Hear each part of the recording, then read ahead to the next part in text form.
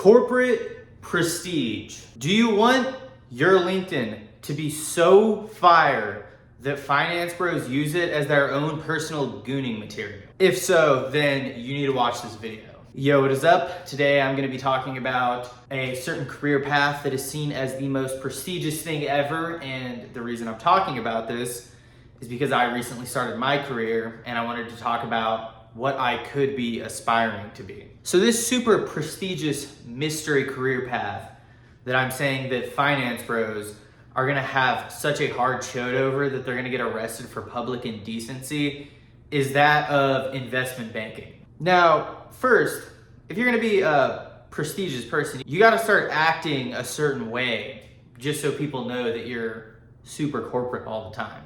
Instead of saying things like, yeah, I kind of like to repeat what he said or add on to it, say, I'd like to echo what my friend here is saying.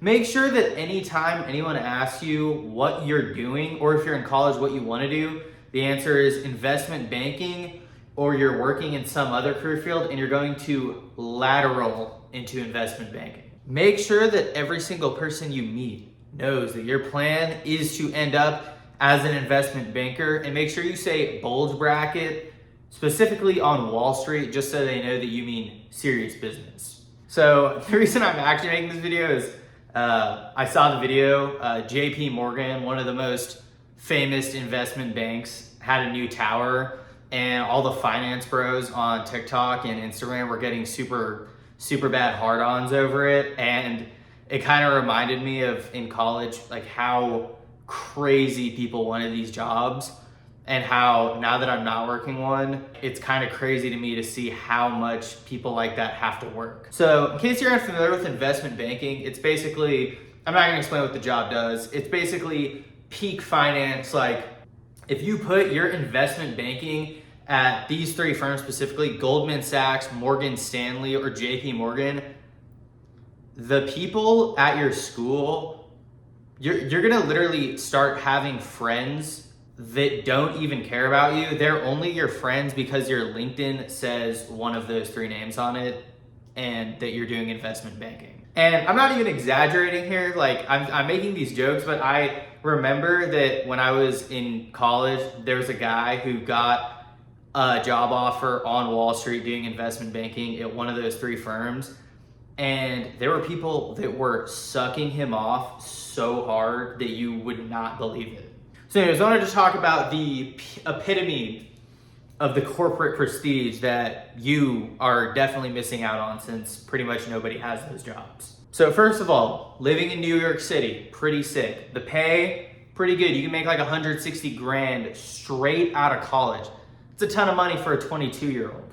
But the catch is, especially if you're in New York, you're gonna be working 80 to 100 hour work weeks pretty much every week, and you're gonna live in that bank. I'll just do the average impression of someone who says they're gonna go into investment banking that I knew that doesn't actually break into it. I mean, dude, like it's only 2 years of your life. Like just push through and then you're set, you know, it's only 2 years. Like, you know, you can make it through and it's not that bad. I mean, yeah, I'm in college and my GPA is like a low 3 and I haven't really had any other internships, but I think I'm capable of getting worked to death, literally in some cases. And yeah, I mean, just to echo what the other guy who already worked in IB said, yeah, it's not that bad. I think the worst thing about what I'm saying is I'm not even really exaggerating what I'm saying at all. Like this is actually how the finance people talk. And the one guy I know who actually did make it was actually super nice and humble about it, believe it or not. But the people who had the goal of going there but weren't exactly the most hardworking, you know, their grades were nowhere near getting to that point. They were jerking themselves off an amount that was just out of hand. Anyways, let's look at the new JP Morgan building that all the finance bros are getting hard-ons over. Now, I'm not a finance bro, I'm an accounting major, which is not good for finance bros. So maybe I'm just hating because people in finance seem to not like accounting. But let's look at this building. Yeah, it's pretty sick. Like that building is gonna look really cool in New York, like in that area. It's gonna stand out. and you're gonna feel like a boss walking there, which would be nice. So once you get this job though, you got the prestige, the money, you got all the other finance majors just slobbering on it. But there's kind of a catch. And the catch is the hours are so bad that a lot of people can't even make it to the 2-year mark, which is kind of where you need to make it to be able to quit and have good opportunities after. If you're working 100-hour work weeks, you're not gonna have enough time to even sleep enough. What's the latest you've ever stayed up for this job? Wait, let me think about it. I think 7. What's the latest that you've ever worked for this job? 5:30. Latest you've ever stayed up for this job? I think 3:45. What's the latest you've ever stayed up for this job? All night. What's the latest you've ever stayed up for this job? About 7:20 in the morning. Excuse me, sir. What's the latest you've ever stayed up for this job? 12 p.m. the next day. You know it's bad when JP Morgan had to come out with a statement saying they're gonna have to cap their first year analyst at 80 hours a week. Now, maybe I'm just a little pessimistic, but anyone who's ever looked at their schedule at work knows that when you see the amount of hours you work, you're only working that little if you're lucky. But if I was scheduled 80 and worked 100, like I might actually just quit my job at that point. So I know that everybody thinks it's not gonna happen to them, but burnout and stuff is a real thing. Everyone thinks they're the exception. Unfortunately, it happens. People just end up not being able to take what they're doing anymore, and they end up just quitting and thinking like none of the consequences matter anymore. There's recently been a guy on TikTok talking about his investment banking stories, and you see this stuff on Reddit, you see this stuff on Twitter, I guess, but seeing someone talk about their experience is like, oh, like, it's like kind of real. I mean, I guess he could be lying, but I'm gonna say probably not. Yeah, it's like, oh, he's looking at this and it's like, wow, they're really this bad. So I'm gonna play a quick video for y'all just so y'all can be on the same page as me. Here are my top 3 most painful investment banking experiences. Number 3, it was a Tuesday night, 4 in the morning, had just pulled like 2 back-to-back 100+ hour work weeks, and I was walking home from the office, and I just blacked in, didn't know how I got there, in the middle of the street, crying, just like sitting on the ground, and I basically like borderline hobbled back to my like apartment, got into bed, it was like 4:30 by now, and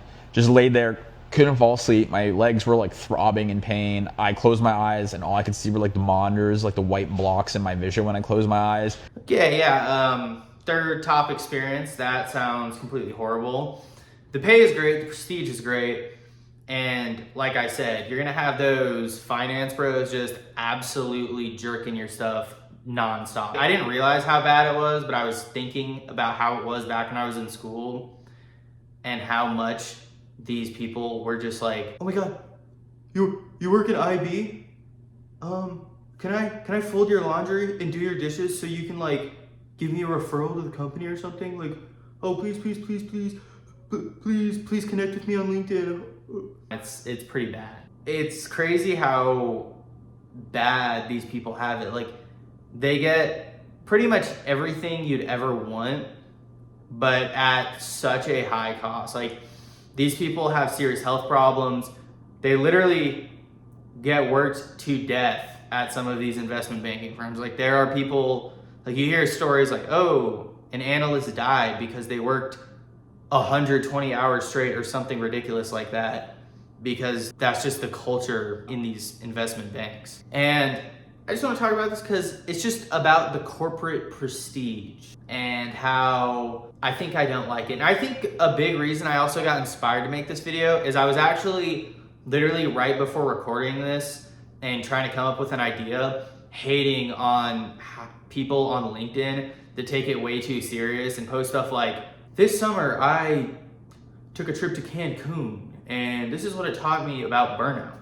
Oh, this summer I accidentally impregnated my stepsister.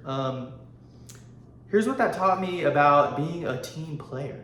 Like, just crap like that. It's so bad. And I guess I'm making this video more of a rant, how much I hate corporate culture. Obviously, I'm biased. As someone who got sent to HR during my first ever internship, I've probably hated corporate culture for a while now, just because it sucks and it ruins all the fun. It's kind of sad to me that these finance majors will see someone with an investment banking title and get down on their hands and knees for them when it's like, yes, it is very impressive that they got a job like that, but it's not that serious.